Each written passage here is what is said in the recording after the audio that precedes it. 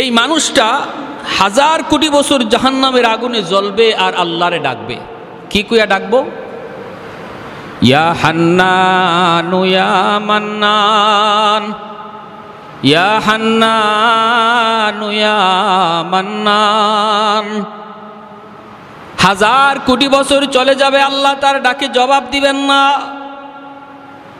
যেই দিন তার শাস্তির মেয়াদ শেষ হবে ওই দিন আল্লাহ জিব্রাইলকে বলবেন, জিব্রাইল, জাহান্নামের ভিতর থেকে আমি আল্লাহরে কে যেন হান্নানু মান্নানু কয়া ডাকতেছি। জিব্রাইল, তুমি একটু জাহান্নামের ভিতরে যায় দেখো কে আমারে এইভাবে ডাকে। জিব্রাইল আমিন জাহান্নামের ভিতরে আয়া ঢুকবেন।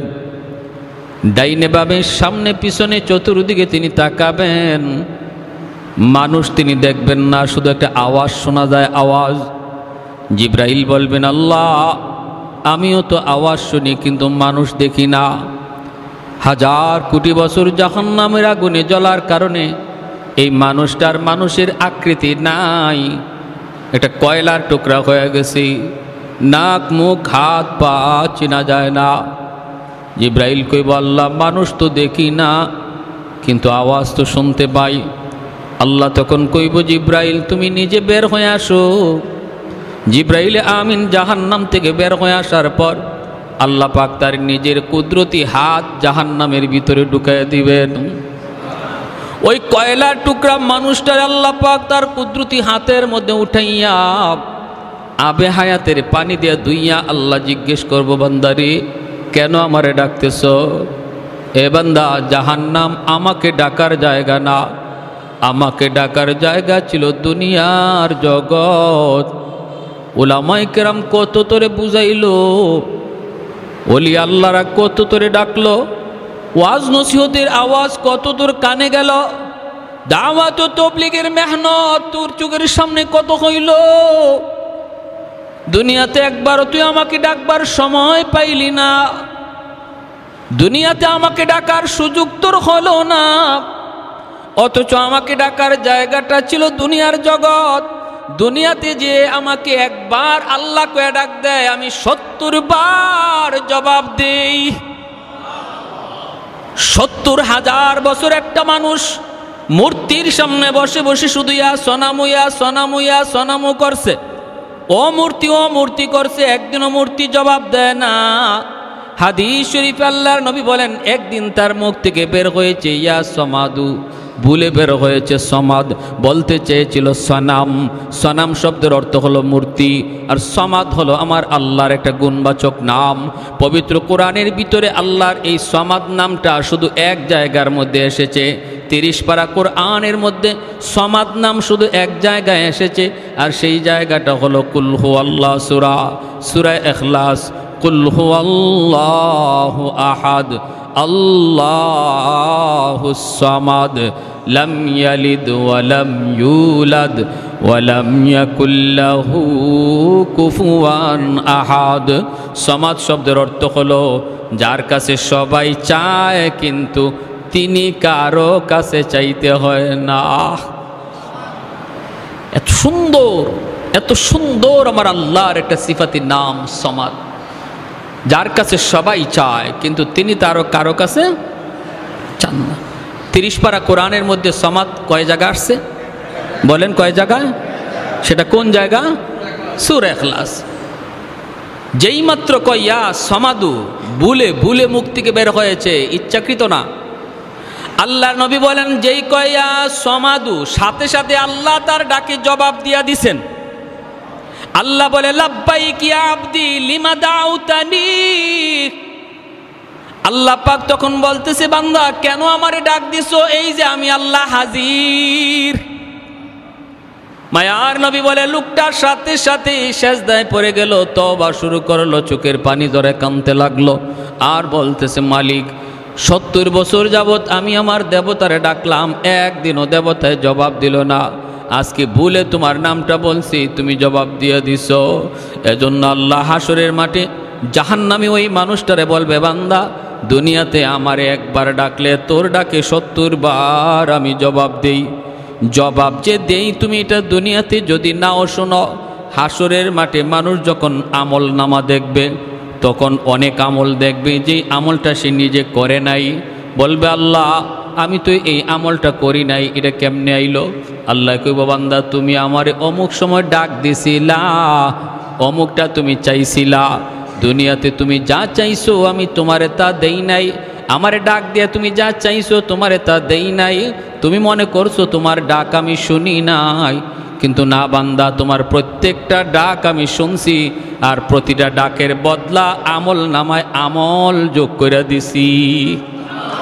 হাদিস শরীফে নবী বলেন ওই লোকটা তখন আফসোস করবে, হায় রে দুনিয়াতে আমার একটা ডাকও যদি কবুল না হইতো, সব ডাক যদি আল্লাহ আমারে আজকে আমল নামায় দিয়ে দিত।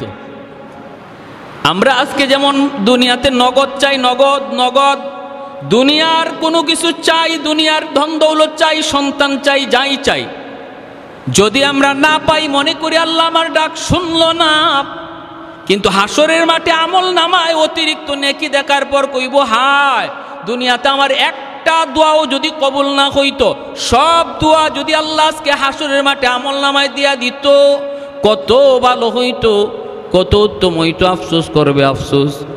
ভাইরা বন্ধুরা, এজন্যই এই লোকটার আল্লাহ পাক কইব বান্দা এরপর আছে ঠিক আছে বল দেখি কেন তুই আমারে ডাকতেছ, কেন ডাকতেছ এবার বলো। তখন কইব আল্লাহ আমল নাই, আমল নাই, এজন্য আজকে জাহান্নামের আগুনে জ্বলতেছি মালিক। কিন্তু মালিক ইমানটা তো আছে, দুনিয়াতে আলেম ওলামার জবানে শুনছিলাম তোমার একটা নাম হলো রহমান, তোমার একটা নাম হলো রহিম, তুমি দয়ার সাগর। আল্লাহ হাসরের মাঠে আজকে জাহান্নামে হাজার কোটি বছর আমি জ্বলতেছি, আমি তোমার একটু দয়া চাই, মায়া চাই। আল্লাহ আমি বলি না আমারে জাহান্নাম থেকে তুমি বের করে দাও, জাহান্নাম থেকে তুমি তুলে দাও, এটা বলি না, কারণ আমার এই সাহস নাই, আমার আমল নাই। কোন সাহসে বলি? আমার তো আমল নাই, কোন উসিলায় বলি তুমি আমারে মাফ করো, কোন উসিলা আমার জীবনে নাই। কিন্তু মালিক শুনেছি তোমার নাম রহমান, তোমার নাম রহিম, ওই রহমান নামের খাতিরে জাহান্নামের নিচ থেকে উপরে উঠাইয়া একটু দরজার পাশে যদি রেখে দিতা, তুমি তো রহমান, তুমি তো রহিম। আল্লাহ পাক রব্বুল আলামিন তখন বলবে বান্দা তুমি ঠিক শুনেছ, আমি আল্লাহর নাম রহমান, আর আমার দয়া মায়া হাসরের মাঠে 99 গুণ আমার হাতে আছে, আর 1 ভাগ দয়া মায়া শুধু দুনিয়াতে দিছিলাম, 99 ভাগ দয়া মায়া আমি হাসরের মাঠে আমার বান্দা বান্দির উপরে দেখাবো। ঠিক আছে আমি তোমার উপর দয়া দেখাইলাম, তোমারে উপরে উঠাইয়া দরজার কিনারায় রেখে দিলাম, বান্দা তবে ওয়াদা করো, ওয়াদা করো এরপরে আর কিছু চাইবা না। তখন কইব মালিক ওয়াদা করলাম, আমি এরপরে আর কিছু চাইব না। কিছুক্ষণ যাইতে না যাইতে ওয়াদার কথা ভুলে গেছে, আবার ডাক শুরু করছে ইয়া হান্নান, ইয়া মান্নান কয়া। আল্লাহ আবার কইব বান্দারি এখন আবার কেন ডাক দিছ? কই মালিক তুমি তো আমার দরজার পাশে রাখছো, এই জায়গাটা যেমন দরজার পাশ, ওই জায়গাটাও দরজার পাশ, তুমি আমার এই পাশে না রাইকা ওই পাশে তো রাখতে পারো, তোমার নাম তো রহমান। বলুন তো আপনারা বলুন, দরজার এই পাশ আর ওই পাশ সমান না বেশ কম আছে? হ্যাঁ, এই কথা কয় না আমার এই জাহান্নামের বাহিরে দিয়া দেও, এই কথা সোজা সুজি বলে না,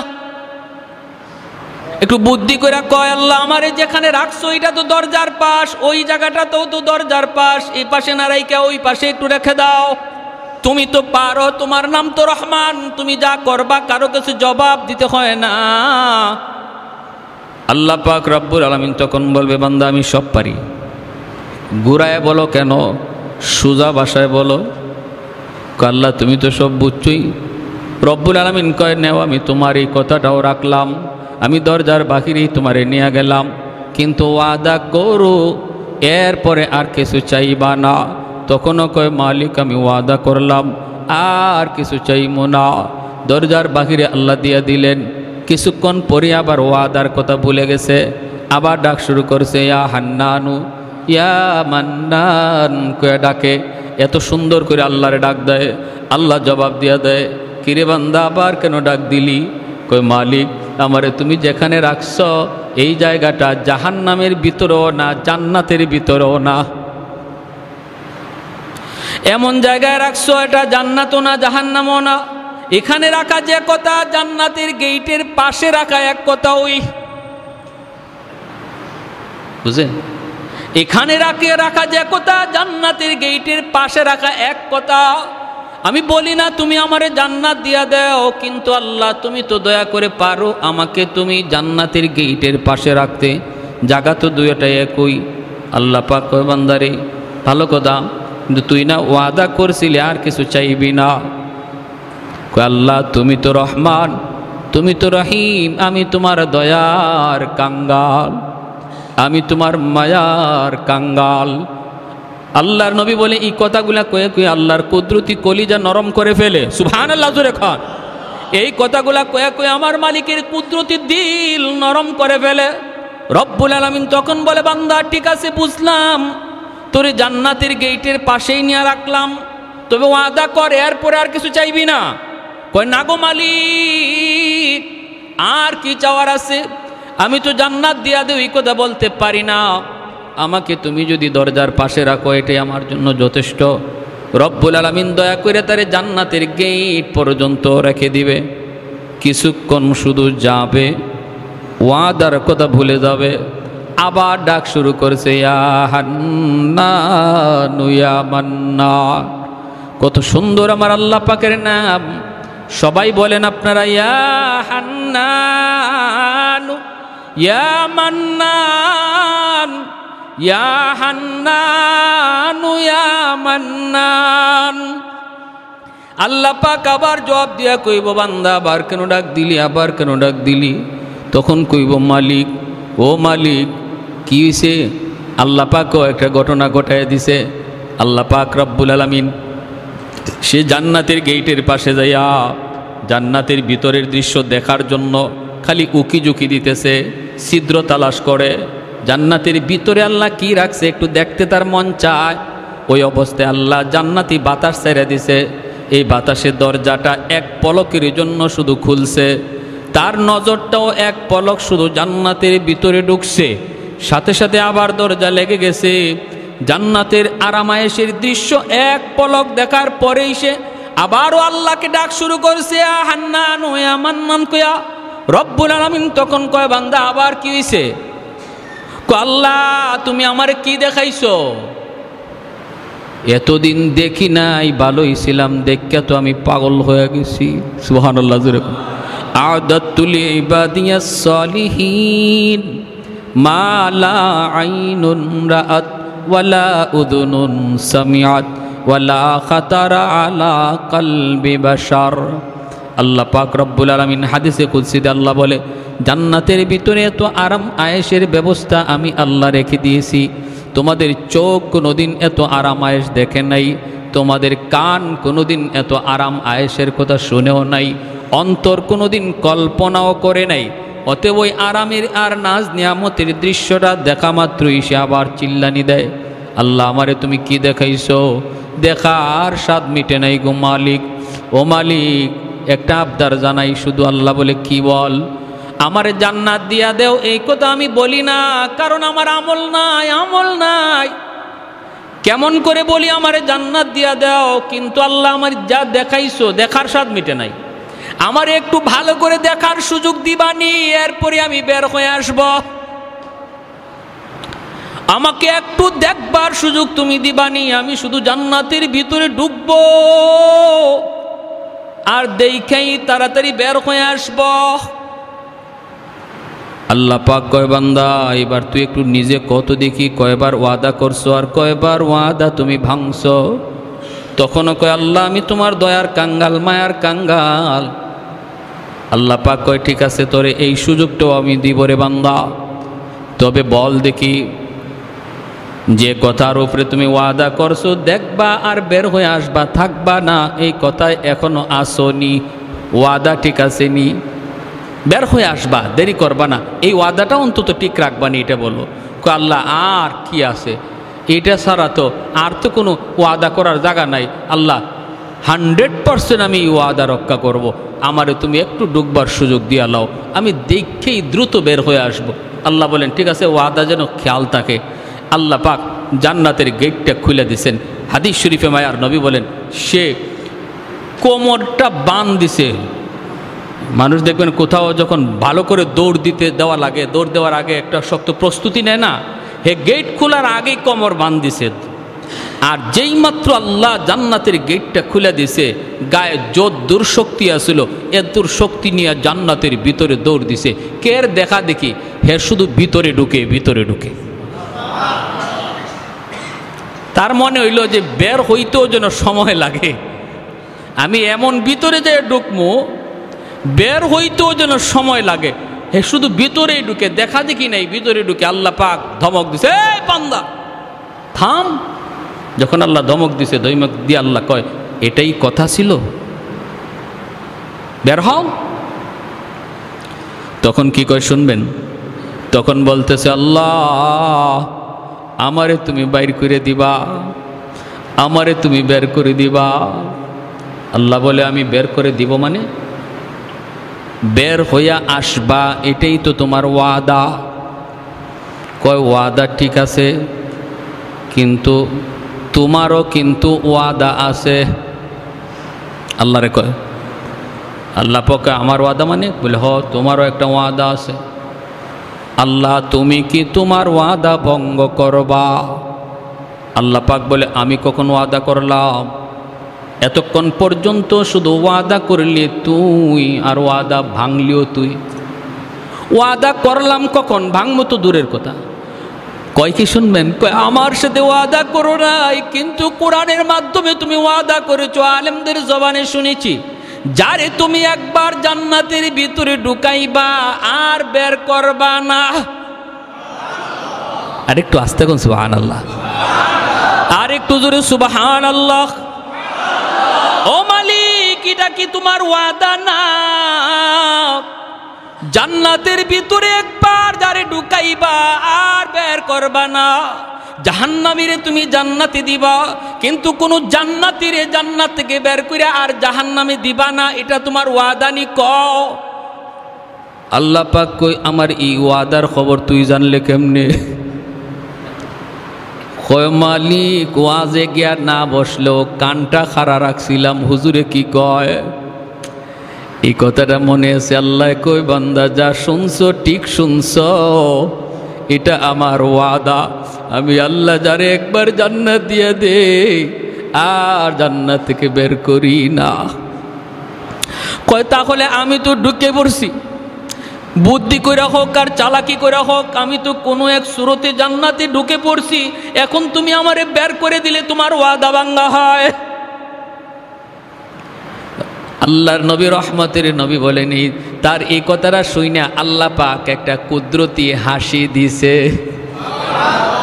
আল্লাহ পাক কুদরতি হাসি দিয়া কয়, বান্দা চালাকিটা তো কম করলি না, বুদ্ধিটা তো কম করলি না, বুদ্ধিটা কম করলি না। আর তার এই কথা শুইনা আমার নবী, রহমতের নবীও হাসছেন, সাহাবীরাও এই জায়গায় এসে হাসছেন। আপনারা যেমন এই তার কথাটা শুইনা মুস্কি হাসছেন, নবীও হাসছেন, সাহাবীরাও হাসছেন। সাহাবীরা জিগায়, নবী গো আপনি হাসলেন কেন? আল্লাহ নবী কয়, হাসমু না, জিব্রাইল যখন আমার এই ঘটনা শোনায় আমি দেখি জিব্রাইলও হাসতেছে। আমি জিব্রাইলকে বললাম, জিব্রাইল তুমি হাসো কেন? কই জিব্রাইল কই, মগনবীজি আমি কি বলবো, আল্লাহ নিজেই হাসছে। আমার কথা কি বলবো, আল্লাহ নিজেই তো হাসি দিচ্ছে। এজন্য ইসলামে কান্নার সাথে হাসিও আছে, এই হাসিটাও ইবাদত যদি শরীয়তের ভিতরে হয়, ঠিক কিনা? ইসলামী বিনোদনটা ইবাদত যদি সেটা শরীয়তের ভিতরে হয়। ভাইরা বন্ধুরা, আমার নবী নিজেও বিনোদন করেছেন। ফাঁকিতে একটা ঘটনা বলি, মনোযোগ আছে আপনাদের? চলবে কিছু কথা, চলবে? আল্লাহ নবী একদিন সাহাবায়ে কেরাম নিয়ে খেজুর খাইতে বসছেন। নবীর একটা হাসির কথা শোনাই। আল্লাহর নবী খেজুর খাইতে বসছেন, মাঝখানে খেজুরের স্তূপ, গোল হয়ে বসছেন সাহাবায়ে কেরাম। মায়ার নবীও বসছেন, নবীর পাশেই বসছেন নবীজির জামাতা, মেয়ের জামাই হযরত আলী রাদিয়াল্লাহু তাআলা আনহু। নবীর কোন মেয়ের জামাই? খাতুনে জান্নাত ফাতেমা রাদিয়াল্লাহু তাআলা আনহার স্বামী হযরত আলী, ইনি আল্লাহ নবীর পাশে বসছেন। তাহলে বোঝা গেল শ্বশুর জামাই পাশাপাশি বসা যায় তো?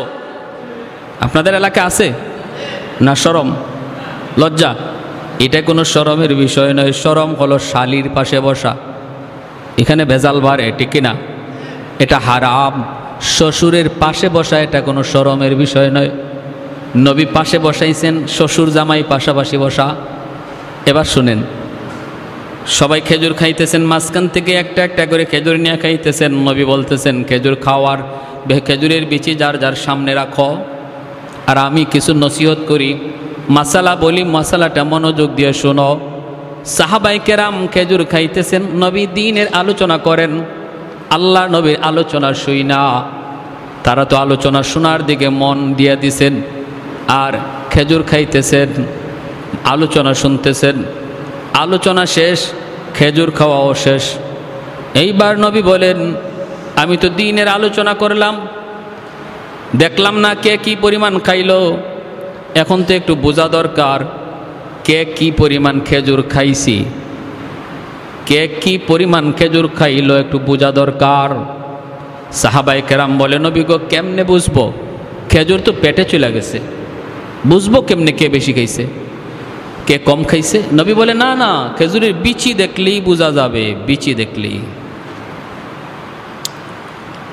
এদিকে ঘটনা ঘটছে কি, সবাই খেজুর খাইয়া যার যার সামনে বিচি রাখে, আর আল্লাহ নবী খেজুর খাইয়া বিচি নিজের কাছে না রাখিয়া জামাইয়ের কাছে রাখতেছেন। পাশে কে বইছে? নবী খেজুর খাইতেছেন ঠিক, কিন্তু বিচি নিজের কাছে না জামাইয়ের কাছে? নবী বলে, খেজুরের বিচি দেখলে বোঝা যাবে কে কি পরিমাণ খেজুর খাইছে। কিছু মানুষ আছে এমন, দেখবেন খাওয়ার তালে পইরা খানা খাইলে পরে সে কথা কইলে খানা খাইতে পারে না। আবার কিছু মানুষ আছে তুমি কথা যাই কৌহের খানা আটকে না, ঠিক না? তুমি গল্প করো আর যাই করো তার খানা কিন্তু ঠিক আছে, মেশিন ঠিক আছে। আর কিছু মানুষ আছে কথা বললে খানা বন্ধই রাখে, পারে না। আল্লাহ নবী বলে, তাহলে এখন তো কথা চলছিল, এবার বোঝা দরকার কে কি পরিমাণ খাইল। সাহাবীরা কয়, নবী গো কেমনে? নবী কয়, বিচি দেই কা। সব সাহাবী যার যার সামনের দিকে তাকায়া বিচি দেখতেছেন। না না, বিচি যার যার ঠিকই আছে, মিল মতো আছে। একজনে আরেকজনের দিকে তাকায়া যেই মাত্র হযরত আলী রাদিয়াল্লাহু তাআলা আনহুর দিকে সবাই নজর দিছেন, দেখেন ইন্না লিল্লাহ, আলীর সামনে ডাবল বিচির স্তূপ জমা হয়ে আছে, বিশাল স্তূপ। সাহাবায়ে কেরাম একজন আরেকজনের দিকে তাকায়, চোখ বড় বড় করে, কিরে আলী যে এত বড় খাদক, এটা তোমরা আগে জানি না? সে তো আমাদেরকে কথার তালে ফালাই আসে, তার খাওয়ান ঠিক রাখছে। আলী তো বহুত বড় খাদক। আল্লাহ নবী ইচ্ছা করে শরমটা দিছেন জামাইরে। হযরত আলী নিজের সামনের দিকে তাকায়া বেকুফ হয়ে গেছেন, একদম বেকুফ। হযরত আলী ভাবতেছেন, ইন্না লিল্লাহ, আমি তো এত খেজুর খাই নাই। আর সাহাবীরা মনে করতেছে, বুঝছি আলী আমরা খাইছি কথার ফাঁকে ফাঁকে একটা কইরা, আর হে দুইটা কইরা মারছে, নাইলে তো বিচি এত হওয়ার কথা না। হযরত আলী ভাবতেছেন যে আমি তো এত খেজুর খাইলাম না, বিচি আসলো কোত্থেকে এত? আর সব সাহাবী বড় বড় চোখে হযরত আলীর দিকে তাকাইতেছেন। হযরত আলী তো শরমে পড়ে গেছেন, লজ্জায় পড়ে গেছেন। এখন হযরত আলী বিষয়টা বুঝার জন্য চোখটা খালি নজর দিয়ে দেখেন শ্বশুরের সামনে বিচি একটাও নাই, মানে মায়ার নবীর সামনে বিচি। এইবার আলী তো বুদ্ধিমান, নবী কয়, আনা মাদিনাতুল ইলমি ওয়া আলিয়ুন বাবুহা, আমি ইলমের শহর আর আমার আলী হলো ওই শহরের দরওয়াজা। আলী কি কম চালাক? আলী তো বুঝছেন, আচ্ছা আমার শ্বশুর তো এখানে আমার একটা শরম দেওয়ার বাউ করছেন, ঠিক না? আমার একটা লজ্জায় ফালাইছেন, ইচ্ছাকৃত। বাঁচবেন কেমনে? হযরত আলী বলেন, ইয়া রাসূলুল্লাহ, আমার একটা কথা আছে। কি কথা? কথা হলো বিচি দেখে বোঝা যাবে কে কি পরিমাণ খাদক, কথা ঠিক। কিন্তু আমার কথা হলো, যে খেজুরের সাথে বিচি সহ খাইছে সে কত বড় খাদক। যার সামনে খেজুর খাইছে অথচ বিচি নাই, তাহলে বোঝা গেল ইনি বিচি সহ খাইছেন। ইনি কত বড় কাদর। সাহাবায়ে কেরাম সবাই হাসিয়ে দিয়েছেন, হাসিয়ে বলতেছে, ও এখানে তো শ্বশুর জামাই ঠেলাঠেলি চলছে। আল্লাহ রসুল মুস্কি হাসিয়ে বলে, আলী আমি সত্যি বলেছি তুমি এলেমের দরওয়াজা। সুবহানাল্লাহ কর। তুমি এলেমের শহরের দরওয়াজা না, মদিনাতুল ইলমি ওয়া আলিয়ুন বাবুহা। দেখেন কত সুন্দর একটা মজাক করেছেন, কৌতুক করেছেন আল্লাহ নবী। ইসলামে এই ধরনের একটু আনন্দ মজাক ইসলামের শরীয়তে বৈধ, শুধু বৈধ না সওয়াব হবে। কিন্তু আমরা যদি এই আনন্দটাকে গুনায় পরিণত করি তখন সেটা আর সওয়াব তো থাকে না, গুনায় পরিণত হয়। যেমন বিয়া শাদিতে যদি আমাদের যুবক ভাইরা ডেস্কস্টেপ নিয়ে আসে, গান বাজনা করে, নারী পুরুষের একসাথে বৈশা খাওয়া দাওয়ার আয়োজন করানো হয়, এই অনুষ্ঠানটা ছিল আনন্দের সোয়াবের কাজ। গান বাজানোর কারণে, নারী পুরুষ একসাথে বৈশা খানা খাওয়ানোর কারণে এটা আর সোয়াব রইল না, গুনায় পরিণত হয়ে গেল। ঠিক কিনা? মনে রাখতে হবে শরীয়ত আমাকে যে আনন্দটা করার অনুমতি দিছে সেটা শরীয়তের গণ্ডির ভিতরে থাকতে হবে, বাহিরে যাওয়া যাবে না। ওই লোক যখন এই কথা বলল যে আল্লাহ আমারে কি তুমি বের করিয়া দিয়ে তোমার ওয়াদা ভাঙবা? আর আল্লাহ যখন মুস্কি হাসি দিলেন তখন আল্লাহ বলতেছে, বান্দা আমার ওয়াদা ঠিক আছে, যাও আমি তোমারে যখন জান্নাত তোমারে যখন একবার ঢুকাইছি আর তুমি যখন ঢুকতে পড়ছো, আমার ওয়াদাও ঠিক, তোমারে আর বের করব না, জান্নাত দিয়াই দিলাম। সুবহানাল্লাহ। এজন্য এই হাদিসটার নাম হাদিসে মুসালসাল বিদ্দেহেক, হাসির হাদিস। মায়ার নবী থেকে নিয়ে এই পর্যন্ত আমাদের উস্তাদগণ হাদিস শোনাইছেন, যারা শোনাইছেন তারাও হাসছেন, আমরাও হাসছি, আপনারাও হাসছেন। এই জায়গায় হাসি দিলে পরে নবীর সুন্নতের উপরে আমল হয়ে যায়। একটা হাসির সুন্নত কিয়ামত পর্যন্ত জারি থাকবে আমার নবীর। যেরকম সুবহানাল্লাহ। এখন এই লোক জান্নাত পাইয়া হুশ নাই, কই যাবে, কোথায় গিয়ে বসবে? ভিতরে ঢুকছে, ঢুকে গিয়ে এক জায়গায় বসতে চায়, আরেকজন এসে তুইলা দেয়। কারণ কি? কারণ সে সর্বশেষ জান্নাতি। আল্লাহ নবী বলে এই লোকটারে জান্নাতে দেওয়ার পরে আল্লাহ জান্নাতের দরওয়াজাকে সিলগারা মারবে, জাহান্নামের দরওয়াজাকে সিলগারা মারবে। আর জান্নাত জাহান্নামের মাঝখানে দুম্বার আকারে মরণটারে হাজির করে আল্লাহ জবাই করবে, মরণের মরণ হবে। আল্লাহ বলবে জান্নাতীরা চিরকাল জান্নাতে, আর বের হওয়া লাগবে না। জাহান্নামীদেরকে বলবা তোমরাও চিরকাল জাহান্নামে, আর বের হওয়ার সুযোগ নাই। মরণের মরণ আল্লাহ ঘটায়া দিয়া যখন এই লোকটা সর্বশেষ জান্নাতে যাবে, কেউ তারে বসতে দেয় না। বসতে গেলে আরেকজনে কয়, ও মিয়া উঠো, এটা আমার জান্নাত। আরেক জায়গায় যায়, উঠো, এটা আমার জান্নাত। ইস্তেমার মাঠে যদি আপনি সবার পরে যান, জায়গা পাবেন? হ্যাঁ, আপনাদের কুমিল্লা এলাকার যে খিত্তা আছে, গেলেন আপনি দ্বিতীয় দিন তৃতীয় দিন গিয়ে দেখবেন কুমিল্লা এলাকার খিত্তায় আপনার উগলা ফালানোর কোনো জায়গা নাই। আপনি খালি অন্য জায়গায় ফালাইতে চাইবেন, এমনি আরেকজনে কইব মিয়া উঠো, এটা নোয়াখালী। কি কইব? আরেক জায়গায় গিয়ে উগলা ফালাইবেন, কইব উঠো, এটা সিলেট। হে কো আল্লাহ, তুমি আমারে জান্নাত দিছো ভালো কথা, কিন্তু আমার যদি বইবার জায়গায় কেউ দেয় না, এই কোন জান্নাতে দিলা? আল্লাহ পাক রব্বুল আলামিন তখন কয়, বান্দা সামনে আগাও, তুমি তোমার জান্নাত বুঝি পাও না? যেই দুনিয়া থেকে আইছো এমন 10টা দুনিয়ার সমান জান্নাত আমি আল্লাহ তোমার জন্য রিজার্ভ রেখে দিয়েছি।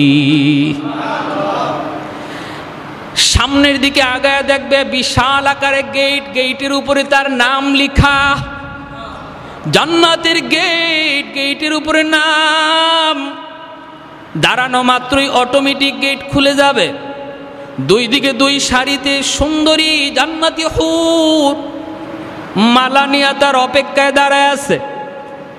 ভিতরে ঢুকবে, তাড়াতাড়ি বরণ করবে, গান গাইবে, মালা পরাবে, খাস কামরার ভিতরে নিয়ে যাবে, শরবত খাওয়াবে, যত যা কিছু খাওয়ানোর আনন্দ দিবে। বিকালবেলা আল্লাহর বান্দা কইব আমি আমার জান্নাতটা একটু ঘুরে আসি। বিকালবেলা বের হবে জান্নাত দেখার জন্য। মহলটা থেকে বের হইয়া দেখবে আনারের বাগান, ডালিমের বাগান, আপেলের বাগান। মায়ার নবী বলেন, আল্লাহ তার কোরআনে সূরা ওয়াকিয়া সূরা রহমানে বলেছেন, হাতের নাগালে আপেলের বাগান, হাত দিয়া পাইরা পাইরা ফল খাবে। একটু দূরে যায় দেখবে একটা লেক, পানির লেক, জান্নাতের ওই বাগানের ভিতর দিয়া পানির লেক গেছে। এই লেকটার পারে বৈশা মাছ দেখতেছে, মাছ এত সুন্দর স্বচ্ছ পানি, এই পানির ভিতরে সোনালী রঙের রূপালী রঙের মাছ বৈশা বৈশা বলবে এত সুন্দর মাছ, না জানি খাইতে কত মজা। নবী বলেন সাথে সাথে আল্লাহ মাছের জবান আল্লাহ খুলে দিবেন। পানির নিচের মাছটা তখন ডাক দিয়ে কইব আল্লাহর বান্দা তুমি আমাকে বুঝি খাইতে চাও? তখন বলবে হ আমি তোরে খাইতে চাই। মাছ তখন বলবে মাতবুখান আও মাশউইয়ান, তুমি আমারে ভুনা খাইতে চাও না ভাজা খাইতে চাও? অবাক হয়ে যাবে। দুনিয়ার মাছ ধরতে কত ফাড়াফাড়ি করা লাগে, আর জান্নাতের মাছে নিজে ডাক দিয়ে কইব আতাশতাহি, তুমি কি আমারে খাইতে চাও? বলবে হ তোরে তো খাইতে চাই। কই কেমনে খাইবা? মাতবুখান আও মাশউইয়ান, ভুনা না ভাজা। তখন ওই লোকটা কইব তোরে আমি বুনাও খাইমু ভাজাও খাইমু, দুনুবাই টেস্ট করমু কেমনে বেশি মজা। আল্লাহর নবী বলে সাথে সাথে মাছটা ভাজা হইয়া তার সামনে হাজির হয়ে যাবে। ভাজা মাছটা খায়া যখন কাটাগুলি পানিতে ফেলবে, আবার আল্লাহ মাছটারে পুনরায় মাছ বানায় দিবে, এরপরে আবার বুনা হইয়া তার সামনে হাজির হয়ে যাবে। এত মজা, এত মজা, এত মজা। দুনিয়ার মাছও খাইছি, দুনিয়ার ফলও খাইছি, জান্নাতের ফল, জান্নাতের মাছ। জান্নাতি ফলের মজা হলো নকল, ফলের আসল মজা রাখছে আল্লাহ জান্নাতে। সুবহানাল্লাহ কর। মাছের মজা দুনিয়াতে হলো নকল। ইলিশ মাছের স্বাদ আমরা যেটা পাই, যেমন আপনাদের চাঁদপুরের ইলিশ, হ্যাঁ আমরা আগে জিগাই ঢাকার, এই বেটা ইলিশ এটা কোন জায়গায়, চিটাঙ্গে না চাঁদপুরের? চিটাঙ্গে হইলে দরকার নেই, চাঁদপুরের হইলে বুঝলাম ওই অরিজিনাল। যত চাঁদপুরের ইলিশই খান, এই ইলিশের স্বাদটা হলো নকল স্বাদ। এই ইলিশের অরিজিনাল স্বাদটা আল্লাহ জান্নাতে খাওয়াবে। আপেল খাইছি, ডালিম খাইছি, কলা খাইছি, আম খাইছি, নকল স্বাদ। ল্যাংড়া আমের অরিজিনাল স্বাদটা আল্লাহ জান্নাতে খাওয়াবে। সুবহানাল্লাহ কর।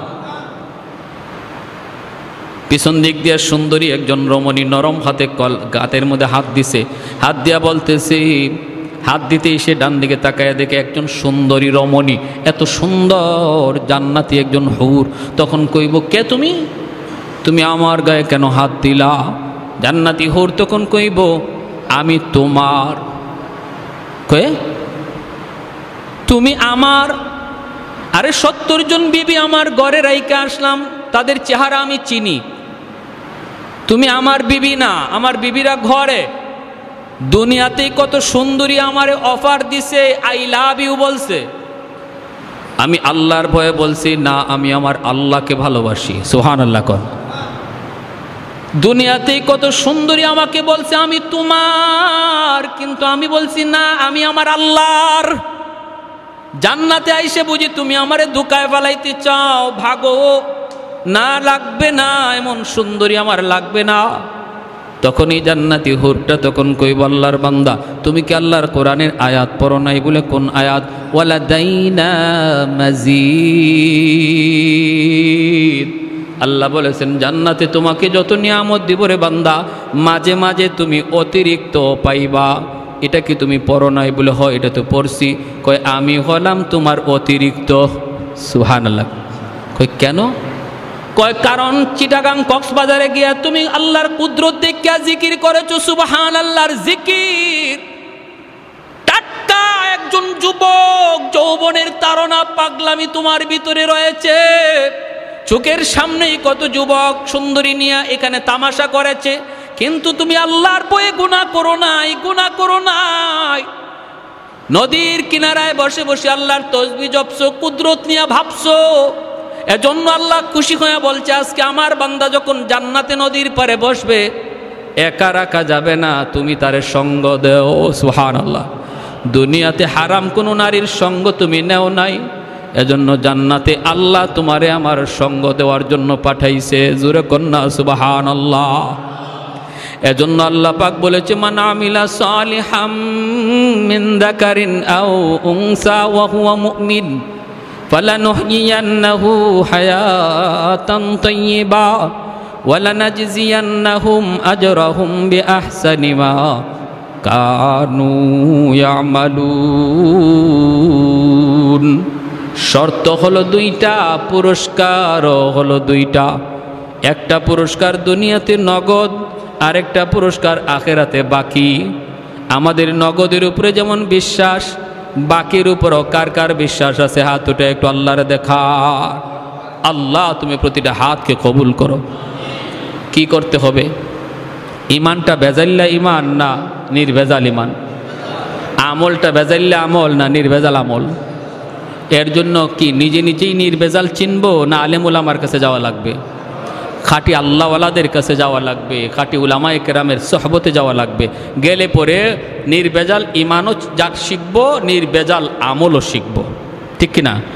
নিজে নিজে যদি চিন্তা করি বের করার, কখনো বের হবে না। এজন্য আল্লাহ নবী বলেছেন, আলাইকুম বিমুজালাসাতিল উলামা ওয়া ইস্তিমাই কালামিল হুকামা ফাইন্নাল্লাহ তাআলা ইউহয়িল কলবাল মাইয়িতা বিনূরিল হিকমা কামা ইউহয়িল আরদাল মাইতাতা বিওয়াবিলিল মাতার। নবী বলে, উম্মত শেষ জামানায় নিজে নিজে চলার চেষ্টা করবা, ফিতনায় পড়ে যাবা। কারণ চতুর্দিকে ডাকাত তোমার দিকে ধেয়ে আসতেছে, তোমার ইমান ডাকাতি করার জন্য, আমল ডাকাতি করার জন্য। কেউ তোমার হাদিসের কথা বইলা বলবে আমরা হাদিস লই আইছি, কেউ কইব আমরা কোরআন লই আইছি, কত কিছু লই আইব। কেউ সুরত বানাইবে একদম কামেল, ফিরে কামেল, এমন সুরত নিয়ে আসবে, তুমি ধোঁকায় পড়ে যাবা। অতএব তুমি নিজে নিজে চলার চিন্তা করো না। শেষ জমানায় নবী কয়, আমার হক্কানি উলামায়ে কেরামের সাথে সম্পর্ক রেখে চইল, তাহলে ডাকাত তোমার কাছে আসবে না, ভয় পাবে। কারণ সে দেখবে তোমার সম্পর্ক একজন আল্লাহওয়ালার সাথে। ঠিক কিনা ভাই? জোরে কান। ডাকাত ভয় পাবে তোমার সম্পর্ক আল্লাহওয়ালার সাথে, তোমার সম্পর্ক মসজিদের ইমামের সাথে, তোমার সম্পর্ক মসজিদের মুয়াজ্জিনের সাথে, তোমার সম্পর্ক মাদ্রাসার একজন উস্তাদের সাথে। ডাকাত ভাববে আমি কিছু বললেই জায়গা মতো কয়ে দিব, পৌঁছে দিব। সে তো আমার এইভাবে কয়, সে কয় আমার নামাজ হয় না, সে কয় আমার এই হয় না, সে কয় আমি আমার এইভাবে কি করলে কি হয় না, হাত বাঁধলে হয় না। কত তামসা সব বলে দিবে আলেমকে, সব বলে দিবে শাইখুল হাদিসকে, সব বলে দিবে মুফতি সাহেবকে। তখন তো মুফতি সাহেব বলবে ওরে ধরে নিয়ে আয়। যদি খালি একজন আলেম কয় যাচ্ছে ওরে নিয়ে আসো, তখনই দেখবেন ওদের পায়জামা গরম হয়ে যায়। ঠিক না? তখন আর দ্বারে কাছে নাই। আপনারে যত বুদ্ধি দিবে, আপনি জবাব না দিয়ে শুধু বলবেন আচ্ছা ঠিক আছে চলো হুজুরের কাছে যাই, চলো একটু মুফতি সাহেবের কাছে যাই, তখনই দেখবেন খুব আমার একটা পেটে কামড় দিছে, আমি বাথরুম সাইডে আসি। ঠিক না? ঠিক না? খুব আমি বাথরুম সাইডে আসি। সাবধান। এজন্য আল্লাহ নবীর কথা মতো আমরা শেষ জামানায় এসেছি, ফিতনার জামানায়, চতুর্মুখী ফিতনা। নিজে নিজে চলবো না খাঁটি আল্লাহওয়ালাদের সহবতে থাকবো? আল্লাহওয়ালাদের সহবতে থাকবো, মসজিদের ইমাম সাহেবের সাথে সুসম্পর্ক রাখবো, মাদ্রাসার উস্তাদদের সাথে সুসম্পর্ক রাখবো। মোট কথা উলামায়ে কেরামের পরামর্শে চলবো, তাহলে মহাদৌলত ইমান আল্লাহ কুদরতিভাবে হেফাজতে রাখবে। আল্লাহ আমাদের সবাইকে কথাগুলো বুঝার এবং এর উপরে আমল করার তৌফিক দান করুন। সবাই বলে আমিন। আরও জোরে বলে আমিন।